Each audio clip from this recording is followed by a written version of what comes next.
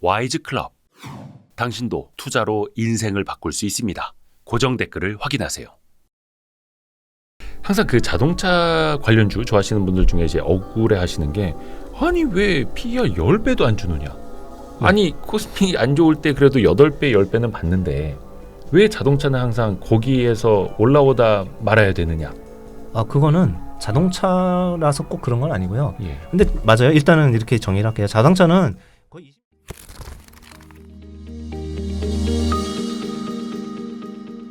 아까 조금 더 구체적으로 여쭤보려던 것들이 있습니다. 이제 하반기를 준비하는 포트폴리오 전략에 대해서 좀 여쭤보고자 하는데, 뭐 2차전지에 대해서도 이야기를 좀 해주셨고, 반도체는 특히 우리가 빼놓을 수가 없는, 네. 특히 시가총액 비중만 봐도 거의 30% 육박을 네. 하니까요. 조금 어때요? 분위기가 좀 좋아지는 것 같으신가요? 또 이게 이어질지랑 예. 같이 좀 고민이 되는데요. 네. 반도체가 이제 반등해줘가지고 다들 이제 약간 투자하신 분들이 그나마 조금 다행이다라고 생각하는데, 또 너무 일찍 파시면 안 될 것 같아요. 네. 왜냐하면은 큰 사이클을 보실 필요가 있는 게, 반도체는 2, 3년 주기로 되게 큰 사이클이 움직이거든요.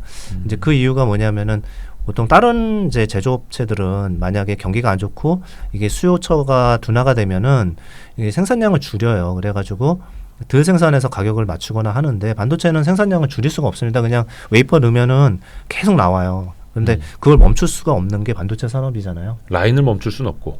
네, 웨이퍼를 멈출 수도 없습니다. 웨이퍼를 한번 멈추려고 그러면은 다시 가동하는데 6개월이 걸려요. 멈췄다가 재가동하는데. 예, 넣은 거 빼고 안에 스크랩하고 다시 청소하고 다시 넣고 해서, 그래서 그게 뭐 투자를 감산을 많이 하고 라인 조정을 할 정도이지, 실질적으로 그게 멈추기가 힘든데, 우리가 그 1분기 때 그게 사실은 이렇게 줄이는, 생산량을 줄이는 이런 모습들이 나왔죠. 네. 이게 첫 번째 신호였기 때문에 그래서 이제 외국인들이 엄청나게 많이 샀고요. 뭐 우리나라 13조 5천억 정도 샀는데 그중에 12조를 뭐 반도체만 산 거잖아요. 외국인이. 네, 외국인은 아는 거죠. 이제 그 사이클이 제일 나쁠 때 사면은 결국은 이제 나중에 반도체 이익 막 30-40%씩 날 때 그때 팔면은 되니까. 그래서 지금 이렇게 이제 나쁜 사이클에서 진입을 한 거고, 그러면 둘 중에 하나시겠죠. 전자를 다 대부분 가지고 계신 분들 또는 물려 있으신 분들이 하나 있고요. 그다음에 새로 진입하시는 분들이 있을 텐데, 양쪽 다 좀 긴 사이클로는 승산이 좀 높다고 생각합니다. 왜냐하면은 2분기가 가면은 그 효과들이 이제 나오면서 재고가 감축이 좀 될 거고요. 네. 네. 그 다음에 3분기가 가면은 사실은 그때 가면 이렇게 되는 거죠. 너무 많이 줄였네. 네. 생산량을 너무 많이 줄였네. 이렇게 돼요. 감산 너무 많이 했네. 네네. 그리고 재고가 채널 재고가 쭉 줄어들면은 빅테크 애들이나 서버 생산하는 애들이 또 막 가져가야 돼요. 어쩔 수 없이. 자기들도 재고가 낮으니까. 네. 그래서 이제 제 추정이 아니고요. 트렌드포스라는 이제 대만 전문기관에서는 3분기에는 초과 수요로 전망을 하고 있어요. 3분기부터. 그래서 만약 그게 맞다 그러면, 그리고 지금 이제 채널 체크했을 때 이런 분위기상으로는 반도체는 빠질 때 계속 사도 되는, 아까 이제 뭐 물타기로 표현할 수도 있고, 네네. 또는 뭐 더 매수를 더 많이 하는 이런 전략은 계속 유리할 것 같고요. 둘째로는 여기는 이제 시장하고 외국인 플로어가 파는 플로어냐 또는 사는 플로어냐, 이거 보면서 좀 할 필요는 있는데, 그거는 이따가 이제 또 한번 말씀드릴게요. 아까 조선 산업 잠깐 이야기해 주셨어요. 네. 근데 요거는 원체 이제 사이클이 큰 산업이지 않습니까? 네. 그리고 근데 조선은 수주 좋다. 뭐 3년치 일감 다 차 있다. 네. 도크 꽉 찼다. 이 이야기는 작년 초에도 들었고 거의 1년 네. 넘게 들었던 것 같은데, 네. 주가는 그래도 이제야 반응하는 것 같더라고요. 네. 요 현상을 좀 해석을 좀 부탁드립니다. 왜냐하면은 이제 다른 강력한 성장주나 대안이 많았기 때문에 예. 이제 그런 굴뚝주들이 좀 치고 나가기 어려웠던 거고요.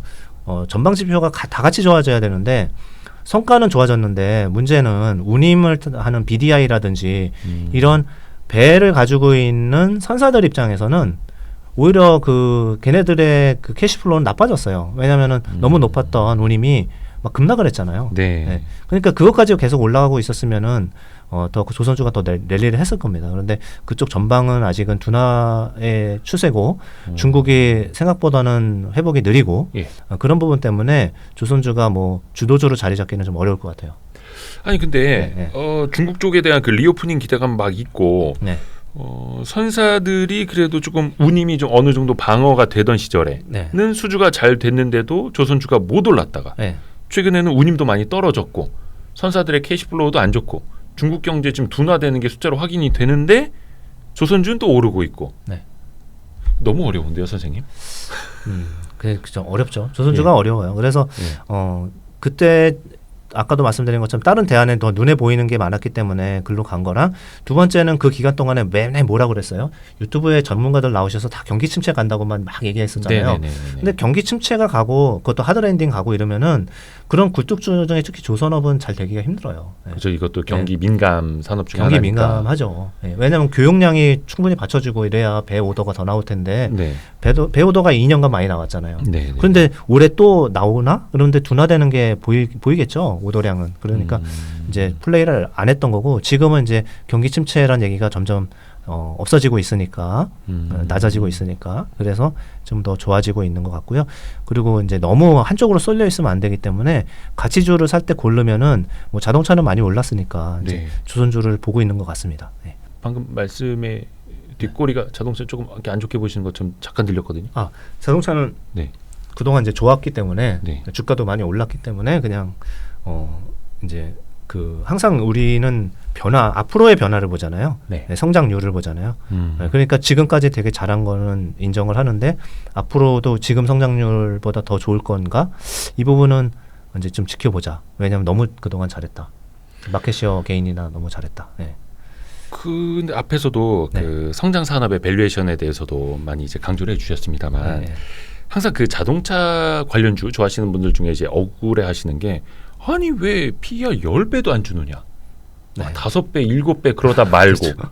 아니 코스피 안 좋을 때 그래도 8배, 10배는 받는데 왜 자동차는 항상 거기에서 올라오다 말아야 되느냐? 이거 어떻게 봐야 될까요?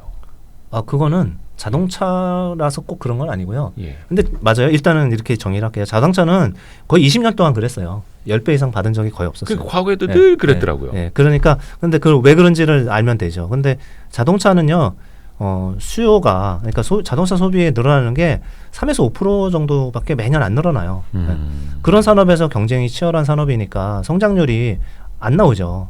그래서 매출 성장률이 크게 나올 때보다는 그냥 이익이 좋아질 때, 신차가 잘 나오고 현기차처럼 신차가 인기도가 높아서 마진이 높은 차가 많이 팔리고 SUV 비중이 많이 올라가면서 마진이 개선돼서 이익이 늘어나서 그런 성장은 가져가지만, 자동차 전체 섹터로 봤을 때 매출은 그래도 10% 이상 성장하기 힘든 산업이다. 근데 같은 자동차에 있는 테슬라는 보세요. PER 40배, 50배 하잖아요. 그렇죠. 네. 왜냐하면 걔는 전기차만 만드니까 베이스가 낮고 그냥 성장을 하니까 같은 자동차에 있지만, 그래도 걔네들은 PR이 아까 말씀하신 10배 트랩에서 상관이 없는 거죠. 그러니까 자동차 산업이 만약에 네. 누군가가 그 혁신적인 차를 만들어서 그 매출 성장률이 높으면은 그 10배는 가볍게 뚫고 올라갈 겁니다. 그렇죠. 자동차 판매 대수도 거의 뭐 1억대까지 갔었었는데 전 세계. 네. 근데 뭐 9천만 대, 뭐 8천만 뭐 이렇게 네. 또 내려오고 그걸 또 뚫지를 못하고 있고. 네. 그래서 어떤 매출 볼륨, 산업 자체의 성장보다는 네. 이익이 좋아질 때 그 정도를 보고 개별 플레이 해야 되는 거죠. 개별 플레이. 네, 개별 기업 중에서 잘하는 애로 가는 거죠. 테슬라는 또 어느새 네. 올해 신고가 가고 네. 있고 네.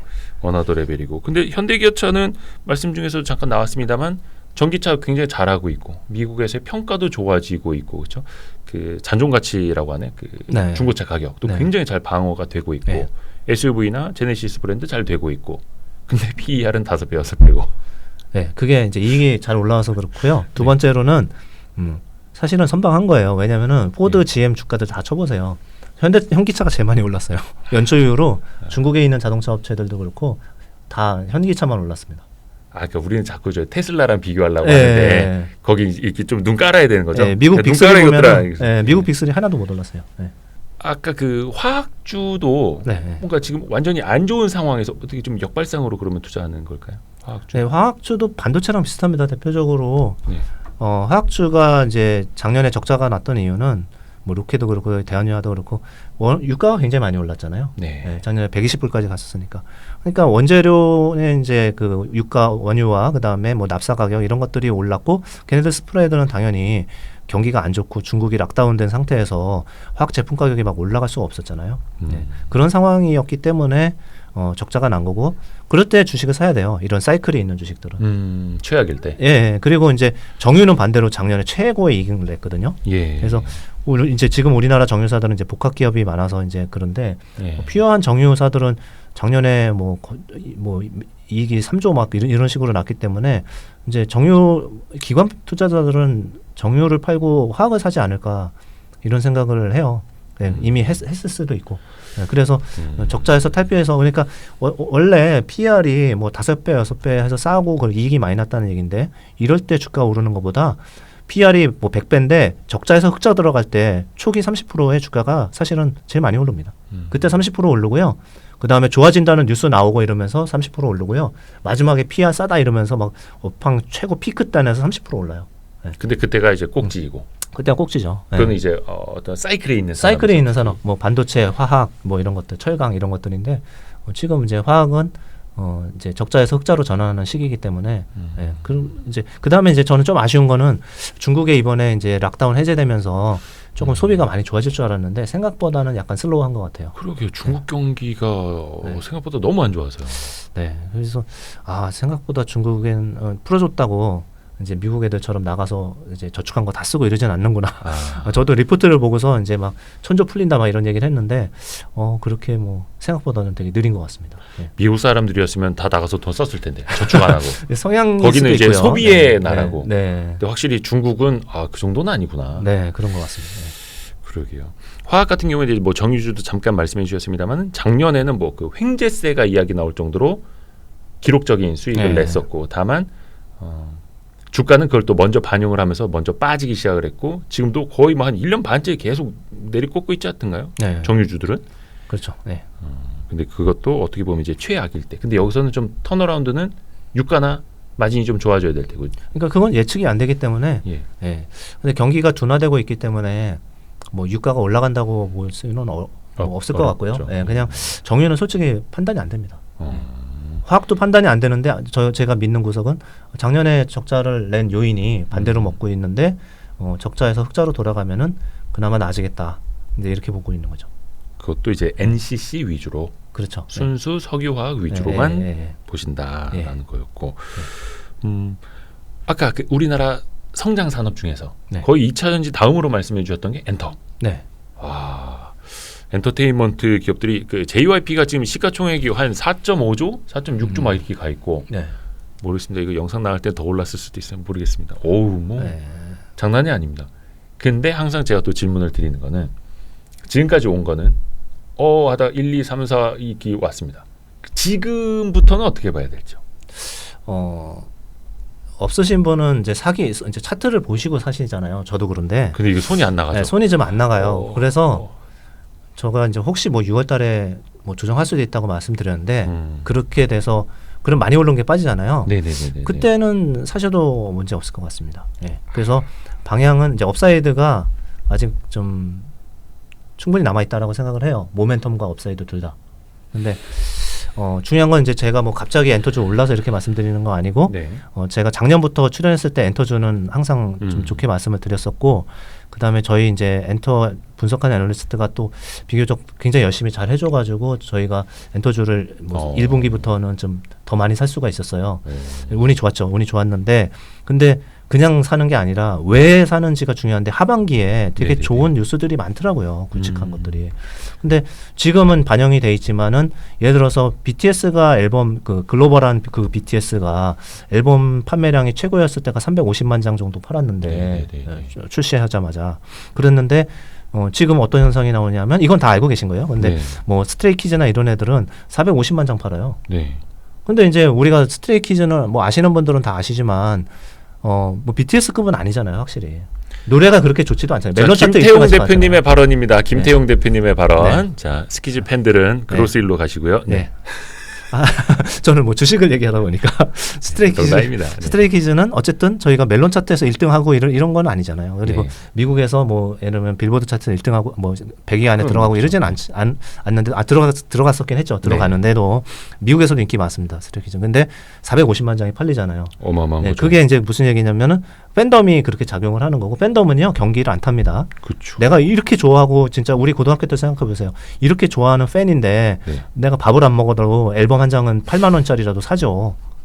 그거는 네. 그 정도 돈은 무조건 쓰죠. 그러니까 그런 팬덤은 경기가 뭐 IMF가 와도 흔들리긴 하겠다. 그런데 그거 산다는 겁니다. 그래서 그런 기록을 계속 깨고 있는데 옛날엔 비스트에서 하나에 의존했지만 지금 그런 기업들이 계속 더 늘어나고 있잖아요. 네. 그런데 그게 이제 데뷔조들이 이제 하반기에 나올 텐데 여기서 이제 좀 저가 봤을 때 무시무시한 거는 JYP도 그렇고요, 하이브도 그렇고 미국에서 현지 아이돌들 오디션 봐가지고 네. 현지인들, 그러니까 우리는 아직까지는 우리 아시아인 또는 이제 뭐 태국, 일본, 한국, 중국 정도 멤버로 해가지고 이렇게 우리가 여기까지 왔는데 이제는 그냥 순수하게 미국에서 미국의 아이돌들을 만들어서 그게 데뷔를 하는 거죠. 그게 연말이거든요. 그러니까 K-팝 DNA를 저희 서양 아이돌한테 미국에, 심어 놓는 건데. 네, 미국에 그대로 적용하는 거죠. 뭐 A2K 프로젝트라든지. 네. 근데 그게 잘 될지 물론 이제 뚜껑을 열어보면 알 수 있겠습니다만. 그렇죠. 이제 근데 뭐 우리나라에서는 안 될 수 있겠죠. 또는 뭐 아시아에서 안 될 수는 있는데 미국에서는 좀 더 이렇게 자연스럽게 흡수는 될 것 같아요. 왜냐하면 이제 항상 거기 있고 라디오 방송 많이 할 거고 그 다음에 영어 다들 잘하고 네. 그 다음에 영어로 노래하고 우리는 여태까지 한국말로 노래하면서 여기까지 온 거거든요. 네. 그런데 이제 그렇게 봤을 때는 시장도 훨씬 크고요. 네. 그래서 그런 모멘텀들이 있다라는 거고 앨범도 계속 이제 순차적으로 다시 컴백하면서 나올 앨범도 많고요. 그래서 이제 이런 모멘텀이 있으니까 엔터는 뭐 저희는 빠지면 사자. 뭐 지금 몰라서 부담스러워. 참고로 저희도 많이 갖고 있는데 안 팔았어요, 그냥. 네. 아 그래요? 네, 그냥 버텨보려고요. 네. 오 대박이네. 네. 네, 엔터 역시 밸류에이션 보고 혹은 네. 이제 차트 봐도 손이 안 나가고 밸류에이션을 봐도 손이 안 나가는데 대표님한테는 아까 역설해 주신 것처럼 네. 이것 역시 밸류에이션은 비싼 건 아니다. 네, 지금 20배에서 30배 사이에 포진되어 있거든요, 대부분. 네. 30배에서 50배 아니고요? 네, 20배에서 30배 정도 돼 있습니다. 네.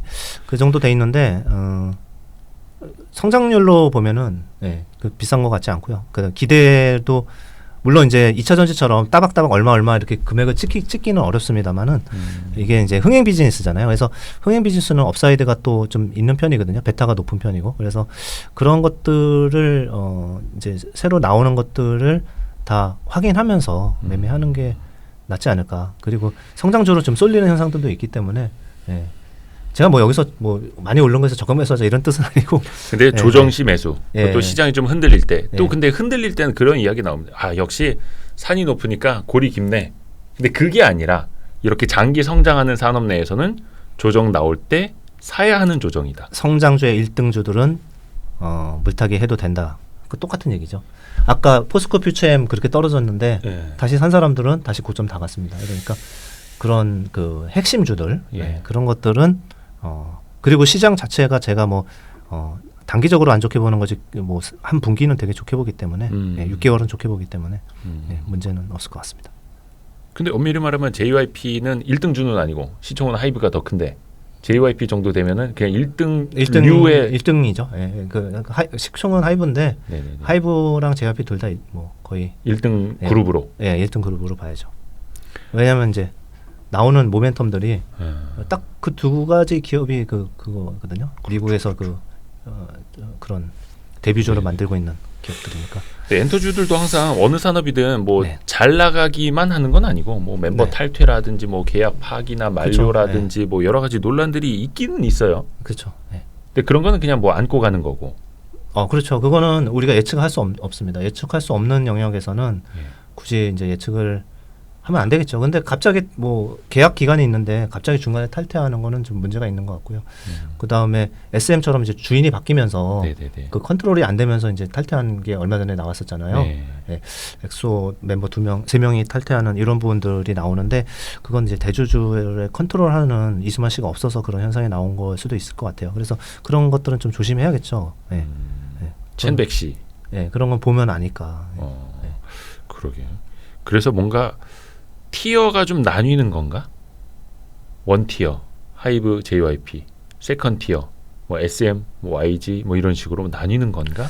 라는 그것까지는 모르겠습니다. 느낌입니다. 느낌입니다. 근데 뭐 YG도 뭐 아주 훌륭한데요. 그렇죠. 거기도 뭐 베이비몬스터 신규 데뷔하니까요. 미용 의료기기 같은 것도 최근에 보면은 잘 나갑니다. 이것도 역시 수출 데이터 같은 거 보면서 또 확인을 하면서 나가는 거고 그렇죠. 그렇죠. 이것도 확실한 성장 산업이라고. 확실한 성장 산업은 맞는데 얼만큼 이게 보급이 돼 있는지는 저는 잘 모르겠더라고요. 그래서 저희가 좋게 본 거는 이제 덴티움처럼 이렇게 그러니까 오스템 임플란트 덴티움처럼 이게 임플란트 하는 것들은 우리가 알잖아요. 왜냐면은 나이가 계속 노인이 되면서 이빨에 문제가 생기고 그런 중국 사람들이 많고 중국에서 자라고 이런 것들을 쭉 이렇게 장기 그림이 이제 보이잖아요. 네. 그러니까 이제 누가 하면은 또 새로 이빨 갈고 이렇겠다 하는데 이제 의료기기는 이제 장비잖아요. 그러면은 뭐 에스테틱이나 뭐 미국에 이제 많은 이제 의료기관이나 이런 쪽에서 한번 설치를 하면은 또 계속 살지 안 살지를 우리가 체크가 안 돼요. 그래서 방향은 맞는 것 같아요. 그리고 한국이 가성비 있게 잘 만드는 것도 맞는 것 같아서 쭉 따라가 볼 필요는 있는데 그거는 꼼꼼하게 점검하면서 따라가자 이제 이렇게 생각하고 있고 오히려 이제 예를 들면 뭐 이제 뭐 첨단 AI를 활용한 이 뭐 엑스레이나 뭐 이런 분석하고 이런 것들도 또 말이 다 되잖아요. 네네네. 그래서 이제 그런 쪽도 나쁘진 않은데 언제 내려와야 될지는 저는 제가 공부가 좀 덜 됐는지 그건 잘 모르겠습니다. 그리고 또 우리나라 뭐라 해야 될까 좀 성장 산업 중에 하나로 또 빠지지 않는 게 최근에는 방산 이른바 이제 K자가 붙고 K 방산되면서 수출도 많이 늘어나고 근데 또 한편에서는 러시아 우크라이나 전쟁이 끝나면 어떻게 할 건데 이 물음은 계속 되고 있고 방산이라는 것은 좀 어떻게 이렇게 성장 산업으로 같이 보시는지요?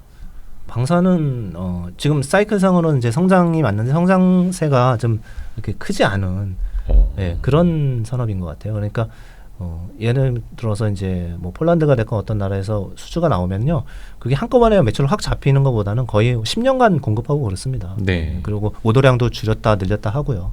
그래서 완전히 픽스된 오더들이 아니거든요. 수주 자체가. 그렇기 때문에 뭐 돈이 없으면 좀 수량을 줄이는 거고. 그래서 성장세는 맞는데 성장률은 다른 성장주에 비해서 많이 약하다. 그렇기 때문에 이제 채권 같은 그런 좀 튼튼한 주식이다 이렇게 저는 생각합니다. 채권과 같은 느낌의 튼튼한 주식이 맞지만 성장률 자체는 뭐 이렇게 폭발력이 있는 건 아니고.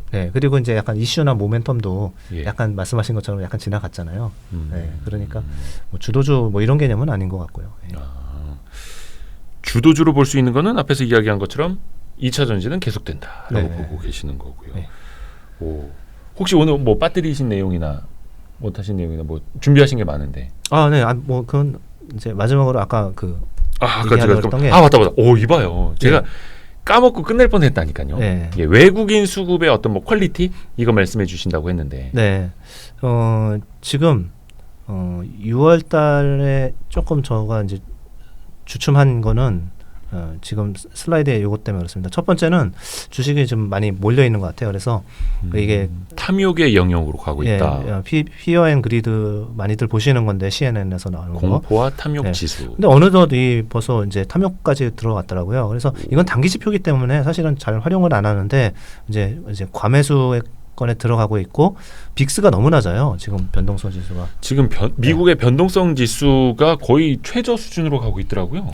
그래서 이게 뭐 계속 이러면 좋은데 이게 뭐 많이 유지가 될 때는 혹시 뭐 돌발악재가 없을까 이런 생각은 좀 해야 됩니다. 그런데 역으로 돌발악재는 없고요. 그냥 너무 낮으면은 좀 쏠려 있다라는 정도 이런 조심을 해야 되는 거고 이건 너무 단기적인 거라서 의미는 없는데 펀드 플로우를 보면은 오히려 조금 더 둔화되는 게 보여요. 그래서 이 장표에 보시면은 이게 이제 이머징 마켓으로 돈이 들어오는 거에 대해서 JP모건 자료인데 계속 이제 보면은 1월달에 이머징 마켓으로 22 빌리언 US 달러가 들어왔어요. 그러면은 한 7조 뭐 이렇게 되는 거잖아요.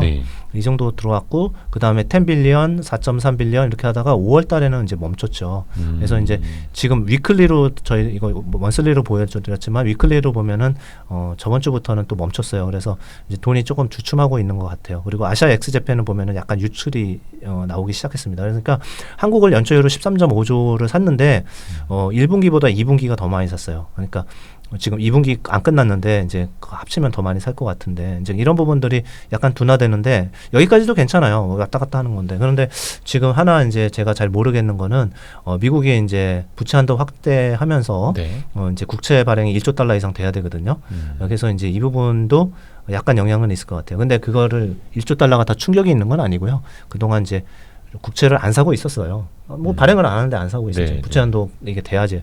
그래서 이제 발행 입찰을 하거든요. 그때 좀 살 거죠. 많이 샀는데 그게 이제 유동성을 흡수하는 역할을 하고 있기 때문에 그런 쪽에 애매하게 맞물리고 7월달에 FOMC에서 또 금리 한번 올릴 수도 있고 뭐 이런 걱정들이 좀 몰리는 달이 아닌가 이제 이렇게 생각해서 한번 잠깐 한번 끊고 가자. 그냥 한번 잠깐 우리가 많이 먹은 거 한번 그냥 가만히 있지 말고 또 밑에서 저평가되어 있는 것들을 한번 찾아보는 이런 스위치하는 이런 걸로 보자는 거죠. 네. 그래서 그런 부분을 잠깐 말씀드린 거였습니다. 아하. 네. 물론 이제 그냥 무던하게 가실 분들은 뭐 크게 민감하게 네, 반응하지 않으셔도 될 텐데 매매 안 하셔도 됩니다. 거기서 이제 초과 수익을 더 극대화하기 위한 전략이라면 외국인의 수급이 좀 쉬고 미 국채 발행이 좀 늘어서 유동성이 조금 악화되고 일시적으로라도 흡수되는 현상 나타나고 거기다가 7월 금리 인상에 대한 우려들 복합되고 하면은 약간 시장이 조금 부담이 되는 요인이 있을 수 있다. 그러니까 코스피도 연초율 17%나 올랐으니까 뭐 3, 4% 쉴 수도 있다라는 거죠. 그래도 꼭 이 시점일지는 모르겠지만은 잠깐 이제 그럴 수도 있고. 근데 그때 아까 말씀드린 것처럼 빠지면은 그때 돈을 마련했다가 그때 살 수 있는 돈을 갖고 있으면 마음이 되게 편하거든요. 그렇죠, 그렇죠. 없으면은 뭐 그냥 돈을 더 갖고 와서 빠졌을 때는 더 사는. 그래서 뭐 10월 달까지는 그래도 뭐 무난하게 주가는 우상향은 맞는 것 같습니다.